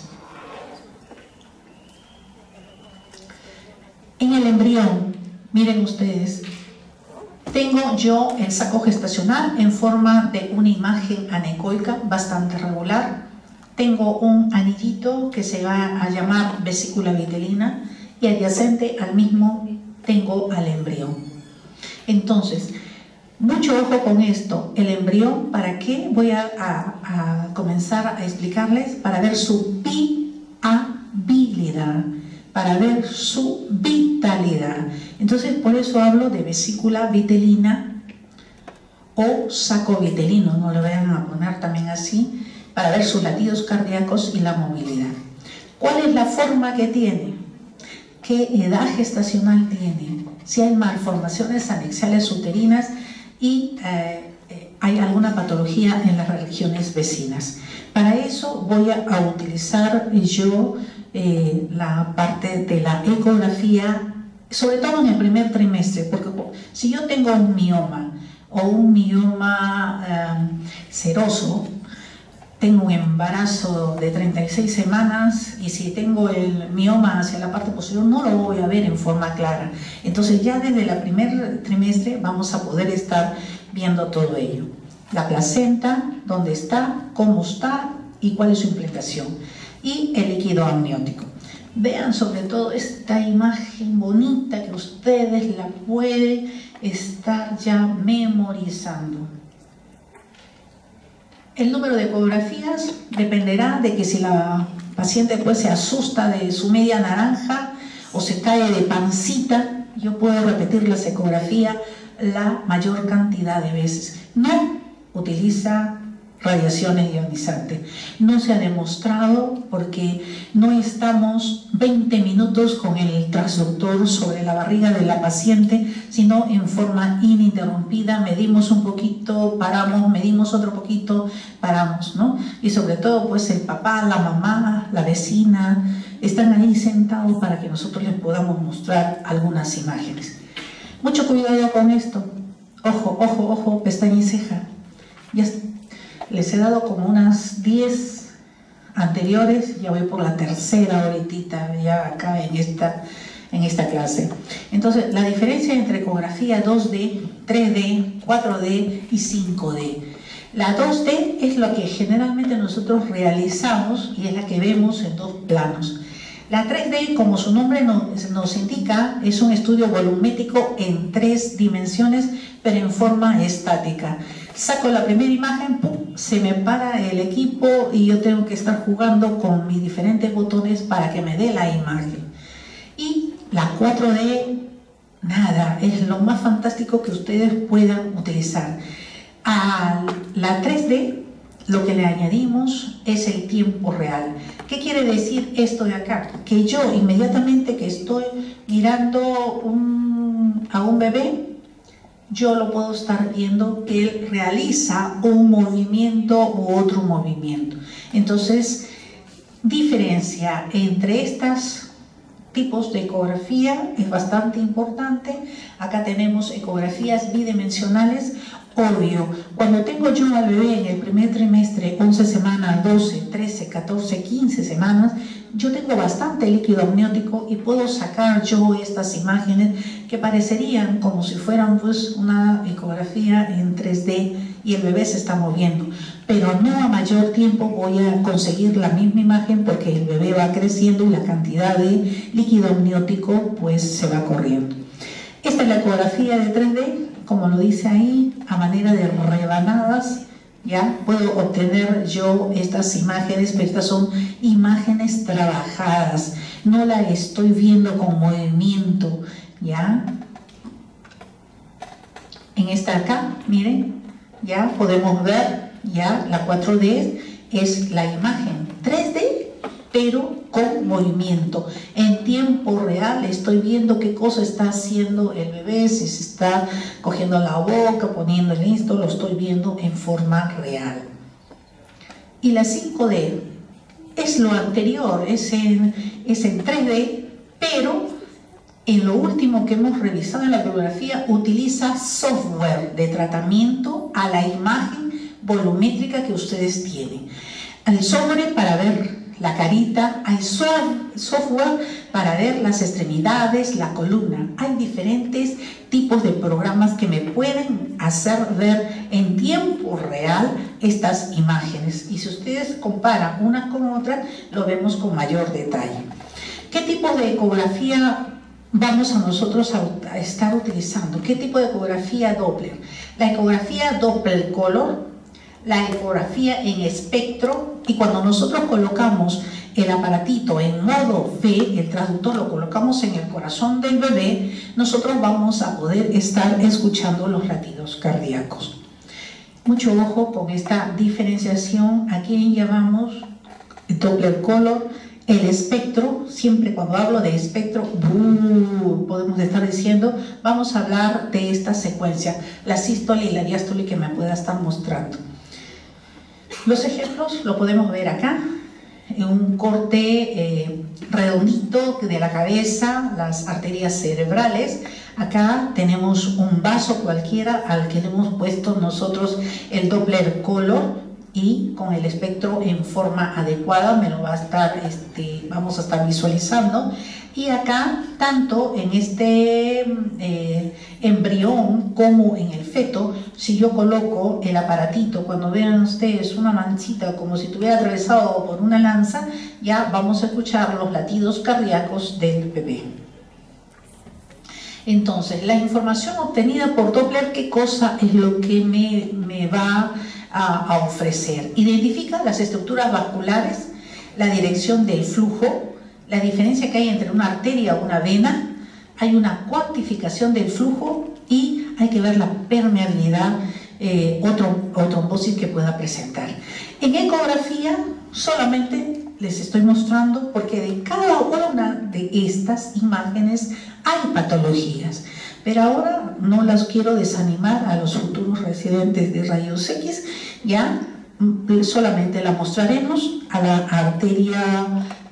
arteria uterina. ¿Qué pasó?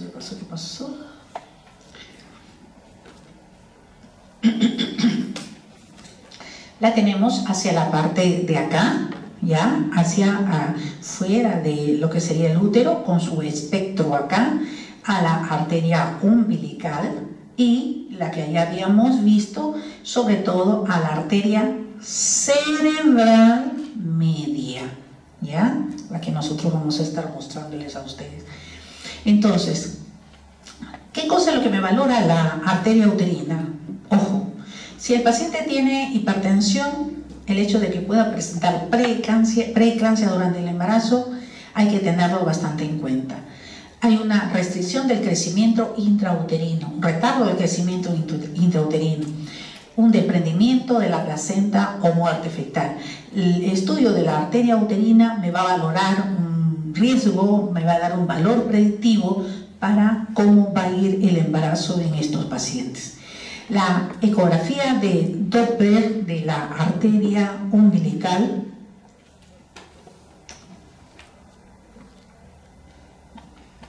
está vinculada sobre todo a alteraciones vasculares de la placenta y modificaciones hipóxicas en el feto. ¿Qué cosa en sí? Si está alterada, ¿qué me va a identificar? Feto de bajo peso o un feto con un retardo del crecimiento intrauterino. No quieren decir, doctora, van a salir todos retrasados. No, hay un retraso en el crecimiento de estos bebés.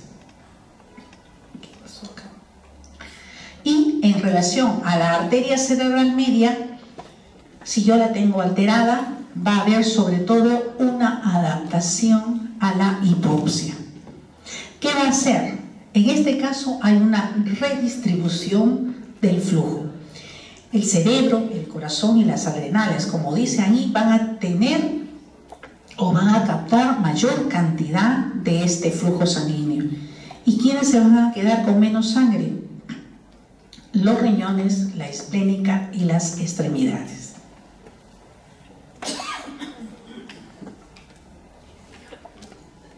Placenta, barrera placentaria. Hay una división entre la circulación fetal y la materna, impiden su mezcla, y estas son todas las funciones que tiene la placenta. Las funciones no van a venir. Ahora sí.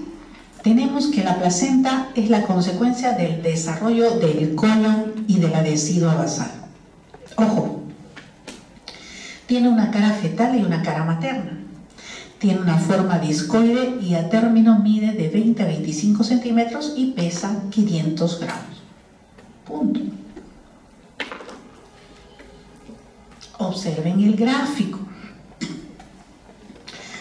La decidua basal más el corium frondoso me va a formar a posteriori la placenta a partir del segundo trimestre. Aparte de la decidua basal, miren, voy a tener una cavidad uterina, voy a tener una cavidad amniótica, lo tengo al embrión y tengo al saco vitelino. Tengo también una decidua parietal, una decidua capsular. Entonces, a partir de la 5ª semana de gestación ya se puede reconocer un anillo ecogénico que vendría a ser la futura placenta en el segundo trimestre. De 8 a 12 semanas se forma el corium liso y el corium frondoso, y a mayor tiempo lo voy a ver con más nitidez a partir de las 10 a 12 semanas. Entonces miren acá, ¿cuáles son las relaciones de las membranas fetales con las paredes del útero? La primera es hacia el segundo mes del embarazo, las que ya habíamos nombrado, la cavidad, ese saco vitelino, y al final del tercer mes, tanto el amnios como el corion sean fusionados y van a cerrar la cavidad uterina, queda obliterada por la función del corion leve con la decidua parietal. Entonces, tarea, vean los gráficos, sobre todo el primero. La placenta, el sitio de implantación no debe ser entonces al orificio cervical interno. La implantación cerca de la zona de hipoperfusión se puede asociar a un óbito fetal, un retardo del crecimiento intrauterino, parto prematuro o un desprendimiento prematuro de la placenta normoinserta. Ojo con esto de acá. Hay diferentes clasificaciones, diferentes autores que ustedes van a poder estar revisando. Entonces, tengo esta, que es la que más se utiliza según grano. Acá lo hemos hecho en esquema para que se nos pueda quedar. La placenta grado 2 es una placenta homogénea de superficie coriónica lisa. Luego tenemos la grado 1 y la grado 2. La diferencia que hay entre esta, la número 1 y la número 2, va a hacer que la superficie coriónica va a comenzar a mostrar indentaciones. Y la placenta grado 3 aparecen mucho más profundas y se observan los cotiledones y los lagos sanguíneos. Esa sería la diferencia entre estos 4 grados que muestra esta clasificación. Pasamos a anomalías de la placenta. Vamos a tener anomalías como placentas múltiples con feto único, placenta doble, en ocasiones placenta triple. O podemos tener la placenta anular. Esta, como su nombre lo dice, parece a veces un anillo incompleto, tiene forma de herradura en la mayor parte de veces y se describe que hay de 1 a 6.000 partos y hay una probabilidad de hemorragia y una restricción, un retardo del crecimiento intrauterino. Esta es una perla. Pasamos a esto. Memoricen esta diapositiva. La placenta fenestrada es rara. Hay una falta de porción central de una placenta discoidea. La placenta extracoriónica, la placa coriónica está del lado fetal de la placenta. Es más pequeña que la placa basal y está ubicada en el lado materno. Mucho ojo con eso, porque cuando me haga una comparación con la placenta previa se define cuando esta implantación se localiza sobre el orificio cervical interno. Tengo la placenta previa total, me cubre todo. La placenta previa parcial cubre, como su nombre lo indica, parcialmente el orificio interno, y la placenta marginal, como su nombre lo dice, está que quiere llegar al orificio cervical interno, pero no llega a cubrirlo. Despierten a sus compañeras que ya vamos a terminar. Mucho ojo con este ejemplo, la placenta previa parcial. ¿Ya? Entonces, él completa la marginal que llega pero que no lo cubre, y la placenta previa parcial sí cubre pero no en toda su totalidad. Creo que ya nos faltan pocas preguntas para la teoría. Bueno, esta también es otra preguntita. Placenta acreta, diferencias que puedes encontrar entre ellas. Placenta acreta, increta y la perpelcreta. ¿Ya? La placenta acreta es una adherencia normal de una parte o de la totalidad de la placenta a la pared uterina. La placenta acreta se presenta en un 75 a 78%. La placenta increta, las vellosidades coriales penetran en el miometrio, pero se van a presentar solamente en un 17%. Y la mafiosa de la placenta percreta es la penetración de los elementos coriales hasta sobrepasar la serosa del útero, se presenta en un 5%, y puede alcanzar los órganos vecinos. ¿Okay?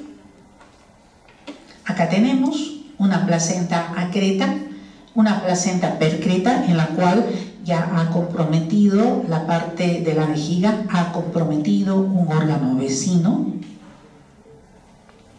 Y una patología a tener en cuenta es el desprendimiento prematuro de la placenta.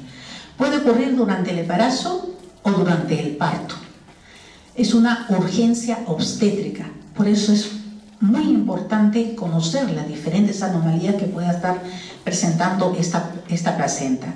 Después de la efusión, dice, se inicia el desprendimiento de la placenta, formándose colecciones o formaciones de hematomas entre la placenta y el útero.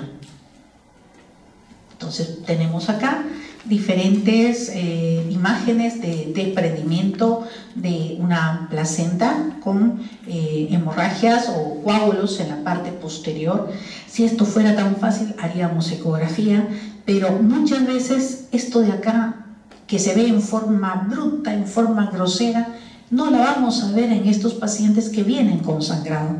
Entonces entra a tallar la parte clínica, cómo va el bebé, los latidos del bebé, cuándo comenzó las contracciones, cuándo comenzó el sangrado. Y pasamos al líquido amniótico. El líquido amniótico, el que rodea al bebé después de las 20 semanas, el líquido se compone principalmente de orina fetal. Suele alcanzar un volumen de 30 milímetros a las 10 semanas y a las 37 semanas tenemos entre 700 y 100 milímetros. Eso no es lo importante viene acá.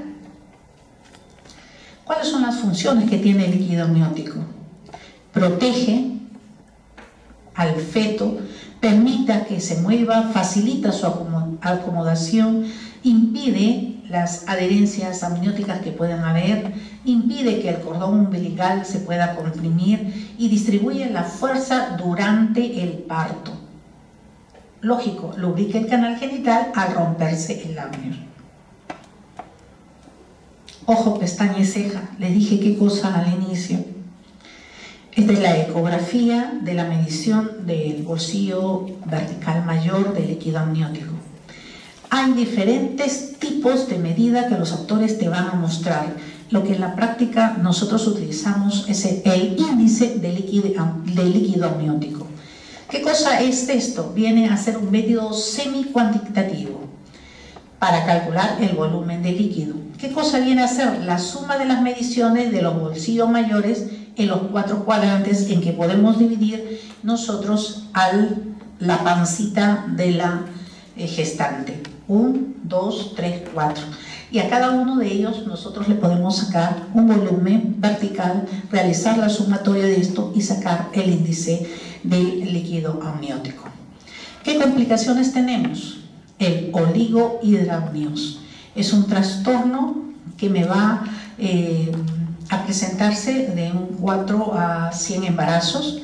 Hay factores maternos, ojo, diabetes, lupus, hipertensión, y que me puede ocasionar desarrollo normal o incompleto de los pulmones.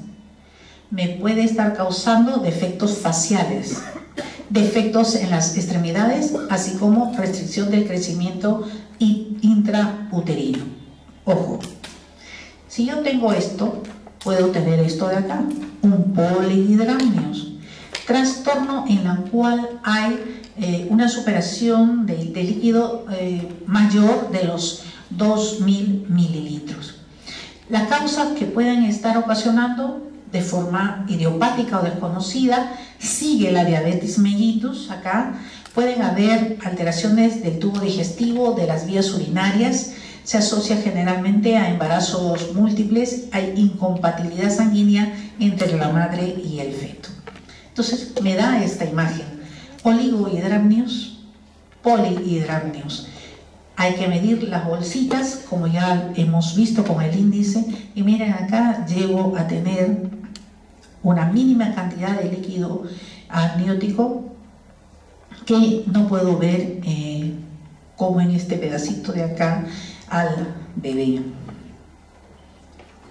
En cuanto a la evaluación del embrión y el feto en el primer trimestre, vamos a dividirla en la evaluación ecográfica precoz y la segunda, la ecografía genética a las 11 y 14 semanas. Esto lo venimos repasando desde el inicio. Si ustedes lo leen, permite ver si hay embarazo o no hay embarazo, ver si hay vesícula vitelina, el número de embriones, las bolsas amnióticas, ver el latido cardíaco, si es que el cual nos va a indicar la viabilidad de la gestación y puede determinar alteraciones de útero, ovario o alguna patología. Entonces, saco gestacional. O, como vemos acá, saco gestacional, qué forma tiene, qué dimensiones tiene, qué contorno tiene, el saco vitelino que viene a ser este anillito y el embrión que está paralelo acá. En el embarazo de 4 a 5 semanas lo único que vemos pues es una imagen anecoica redondeada hacia el fondo. Ojo, el saco vitelino, el saco gestacional, ya el que contiene al bebé, el que contiene a la vesícula vitelina o al anillito es el que tiene que estar ubicado a nivel de fondo. El saco vitelino hace el diagnóstico de embarazo. Decrece a la 10ª semana. Yo lo puedo descubrir de tamaño de 3 milímetros a las 5 semanas. Entonces, a veces nosotros podemos tener una bolsa negra de menor tamaño de la que vemos, póngale ustedes la mitad, o sea, no, es su regla, ya está arreglando, pero si nosotros vemos este anillito refringente, ya hago el diagnóstico de una gestación incipiente. El embrión se puede ver a las 5 semanas, aparece como un área gris alargada, pegadito a lo que es la vesícula vitelina, y la actividad cardíaca es lo que yo tengo que estar buscando. A la 6ª semana de gestación y el embrión mide 3 milímetros. Eso es lo que nos dice la parte teórica. Pero cuando nosotros tenemos al embrión de 1 milímetro, 2 milímetros, ya tengo que ver yo latido.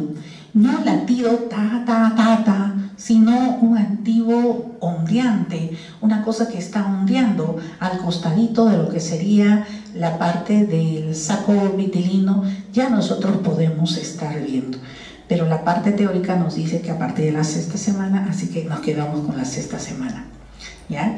La ausencia de latido cardíaco en el embrión de 4 a 5 milímetros por vía transvaginal o de 9 semanas por vía abdominal no debe de causarnos alarma. Entonces, ¿qué cosa tenemos nosotros que hacer? Si viene la paciente y me dice, tengo una falta de regla hace 4 semanas, 5 semanas, y veo el anillo, veo la vesícula vitelina, mandémosle un control, no asustemos a las pacientes, oh, este ya no tiene bebé, es un embarazo anembrionario, no sale, no. Mandemos un control justo, o vuelve el paciente con usted, o le dice, mira, alrededor de este anillito tienes que ver algún tipo de latido, hay que hacerle en control posterior, ¿ya? Mucho ojo con esta frasecita de acá, a partir de la 9 semana, el embrión adquiere el perfil humano. Entonces tenemos acá un feto de 8 semanas, parece acá un 8, acá a la ecografía de 9 semanas todavía vemos la parte de la vesícula. Está bien bonita esta gráfica con todas las partes que ya se ha mencionado. Cordón umbilical ubicado, se puede identificar a la 8ª semana con ausencia de flujo diastólico durante la semana 7 a la 12ª. ¿Qué quiere decir? Que lo vamos a ver como esto de acá, como si fuera un latido sistólico. Esto es lo que yo les decía adelante, es una gestación de 10 semanas. Si tomamos el saco gestacional, automáticamente por el equipo nos da y no vemos nada.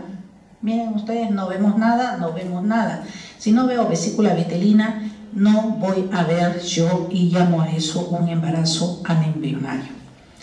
Ahora, de esta gráfica, lo más importante es que van a evaluar los marcadores ecográficos como son la translucencia nucal y el hueso nasal.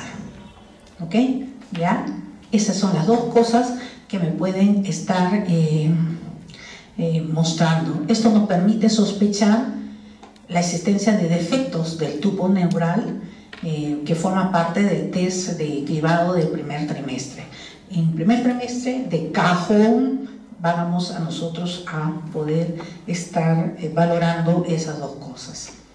¿Qué cosa es la translucencia nucal?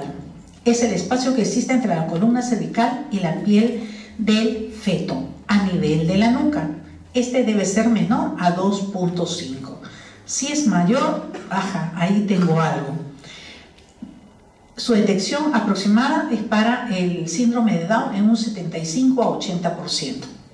Entonces, si yo estoy de 11 a 14 semanas de gestación, la longitud de mi bebé tiene que ser de 45 a 80 milímetros, medido desde la cabecita hasta la rabadilla o el popó, y se realiza en un plano sagital. El feto debe ocupar el 75% de la pantalla. Otra pregunta de examen, ¿no? Entonces, la posición del feto debe ser neutral. No puede estar ni muy agachado ni muy hiper extendido. Se realizan 3 dimensiones y la que es de mayor tamaño, a esa la vamos a coger. Entonces lo tenemos acá. Me está ocupando, la mayor parte tiene que estar en un corte sagital, ¿ya? Y entonces miren, mi medida no debe de sobrepasar a cómo está esta translucencia nucal que se ve con una mayor facilidad, ¿ok? De costadito o de perfil lo colocamos al bebé. A lo mismo también, y me sirve sobre todo para ver los defectos en los huesos nasales, la misma posición que tiene este bebé, ¿ya? Y en los huesos nasales la detección aproximada es en un 73%, el feto vuelven a darles medidas de un 45-84% y se evalúa cuando el 75% de la pantalla es ocupada por el bebé. Entonces, fetos con síndrome de Down tienen los huesos propios de la nariz, esta imagen refringente hacia la parte anterior, más pequeños que los huesos sanos. Mucho ojo con esta diapositiva acá, la tenemos con mayor gráfico, ya en corte medio a nivel del diencéfalo, a nivel del tálamo, tenemos esta primera línea, la piel, que es la piel nasal, como el número 2 tenemos el hueso nasal y la tercera la puntita de la nariz. Se considera ausencia de hueso nasal, la no visualización o pérdida de la ecogenicidad de esta línea 2 que vendría a ser propiamente el hueso nasal del bebé. Y en el segundo y tercer trimestre, ¿qué va a pasar? Vamos a ver la edad gestacional. Muy importante acá es establecer cómo está situado, cuál es la presentación, si el paciente está en podálica o si el paciente está en cefálica longitudinal derecha o izquierda, ya para poder estar localizando dónde puedo yo encontrar los latidos cardíacos del bebé para poder valorar el bienestar fetal, ver dónde puede escucharse los latidos cardíacos en sí. Entonces, la edad, el líquido amniótico, la biometría fetal y el bienestar fetal se realizan a partir de las 14 semanas hasta las 24 semanas. Los tenemos acá. Ojo, pestaña y ceja. Memoricen esa diapositiva. No les puedo decir pregunta de examen porque nos están grabando ahí, ¿no? Y después quedo mal yo con todo el resto. ¿Ya? Entonces tenemos estos parámetros: el diámetro biparietal, la longitud femoral, el perímetro cefálico o la circunferencia cefálica, el perímetro abdominal o la circunferencia abdominal. Esto, si nosotros nos metemos a la parte del equipo, en la parte del ecógrafo, vamos a tener de que automáticamente nos va a dar el peso del bebé. ¿Ok? El peso del bebé automáticamente nos dan todos estos parámetros que son tomados. El diámetro biparietal y la longitud femoral en muchos centros antes de las 30 semanas son valorados. Ya después de las 30, 31 semanas, 32 semanas, ya se manda la circunferencia cefálica o perímetro cefálico y la circunferencia abdominal. Ya sacamos el peso del bebé. Entonces, el diámetro biparietal, la imagen, yo tengo que ver acá a qué nivel voy a ubicar la medida que sacamos del diámetro biparietal. Tengo que tener en pantalla este corte transverso de la cabeza a nivel supraumbilical y tengo que estar localizando ya las estructuras como el septum pelúcido. Vaya. ¿Ya? Acá, como el septum pelúcido,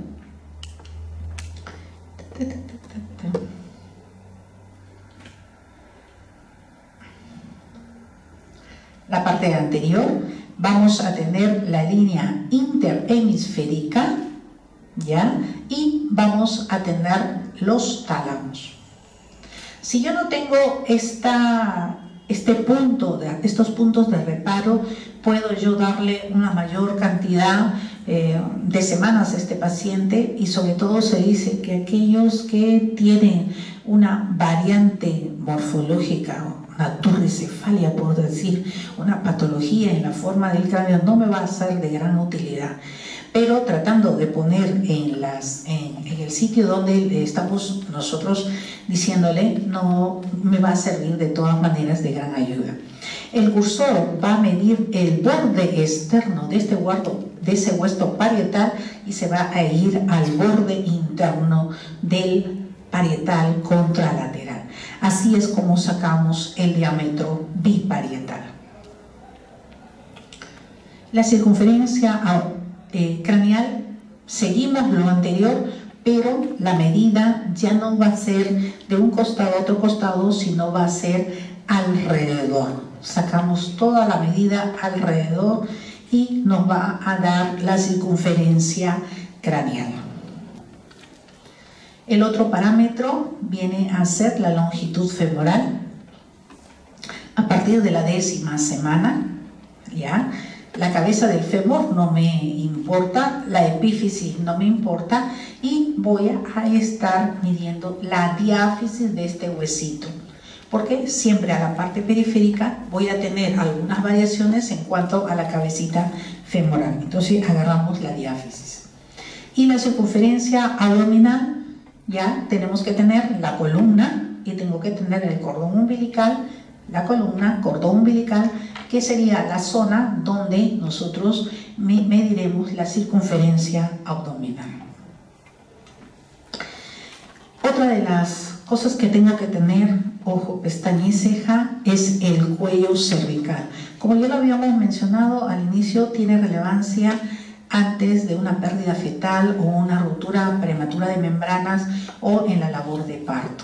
Entonces, esta longitud que hay en este cuellito tiene que ser, ya, tener una distancia de 2.5 centímetros. Cuando esta es menor o tiene una forma de parece un embudo, como dicen acá, ya, se debe sospechar de una incontinencia cervical y se recomienda entonces venga el ginecobstetra, porque puede haber la necesidad de un cerclaje, puede haber la necesidad de que el paciente esté en reposo, ya. Los exámenes pélvicos, o sea, para ver el cuello, tienen que estar limitados solo lo más necesario, y pobre papá, pues hay que evitar las relaciones sexuales, porque con esto de acá no se va a mantener el bebé en la parte interna. Otra de las cosas, el latido cardíaco en el segundo y tercer trimestre, hay que medirlo, ¿ya? Para estimar la frecuencia, visualizamos y contamos cada ondita que nos está presentando el latido cardíaco del bebé. Esto es para cultura general, verla para ustedes. Si conocemos lo normal, si vemos las estructuras que nos pueden estar mostrando, tanto el cráneo como la columna vertebral en la parte inferior, el corazón, un corazón en 4 cámaras, que creo que ya hemos visto ya anteriormente, ya ver la parte de los pulmones que no va a tener el bebé, sino vamos a ver con imágenes refringentes, ver el cordón umbilical al colocarle la ecografía Doppler color, ver dónde está la columna y ver la anatomía fetal del bebé. Ojo, tengo acá 4 dedos, no tengo 5 dedos, como se había visto en la parte ósea que tendríamos nosotros variaciones. Entonces tenemos que conocer la normalidad para poder estar nosotros hablando de que si este paciente, ojo, pestaña y ceja, pásenle la voz a su compañera, podemos estar nosotros hablando de bienestar fetal, ojo, pestaña y ceja, con esta pregunta, en la cual me dice que esta es la situación del feto en la que todos los parámetros bioquímicos, biofísicos y biológicos del feto se encuentran dentro del parámetro de la normalidad. A eso llamamos bienestar fetal. Biometría fetal es la que ya hemos nosotros revisado y le hacen la comparación con el perfil biofísico. En el perfil biofísico, aparte de la placenta, aparte del volumen de líquido amniótico, le aumentamos el tono fetal. Le podemos estar... ¡Ay, que me ha puesto material! Ya vamos a terminar, no se preocupe. Le aumentamos el tono fetal, el movimiento fetal y la respiración fetal. Todo feto, feto, feto. Para hablar de un perfil biofísico, el cual se va a catalogar en base a esto, 5 parámetros. La suma es 10-10. Si yo tengo 10-10, este bebé está normalito, pero cuando tengo unas alteraciones en el tono, en el movimiento, en la respiración fetal, vienen a ser los movimientos, no es que respire el líquido amniótico en sí, sino el movimiento que hace de la parte del tórax, ya yo puedo estar hablando de un perfil biofísico. Esto en relación a estos gráficos, pero no hemos ahondado mucho más. Sería cuestión de una clase entera cada cosa. Entonces solamente tener lo base para qué se necesita cada uno de ellos. Lo normal de la pared abdominal del bebé es porque, caramba, ya quieres terminar, ya. Bueno, entonces mucho ojo con las patologías de estas últimas, no les va a venir la presentación, pero el examen, pero sobre todo nos ayuda a ver pues anencefalias, nos ayudan a ver meningitis. Ojo, me olvidé de esta. Cuando hablo yo de un encefalocele, cuando hablo yo de un meningoceles, ¿no? Meninges más tejido encefálico, encefalocele. Pero si solo tengo meninges, no tengo otra cosa más que sale, sobre todo por la parte posterior, por el occipital, tengo un meningocele. Hidrocefalia es otra patología que se puede estar presentando, y esto es para cultura general. Revisen ustedes, tanta novedad le hicieron al Zika, que no solo se va a presentar microcefalias, sino que también va a presentar diferentes tipos de calcificaciones, diferentes faltas de visualización de estructuras cerebrales que podemos nosotros tener con esta patología.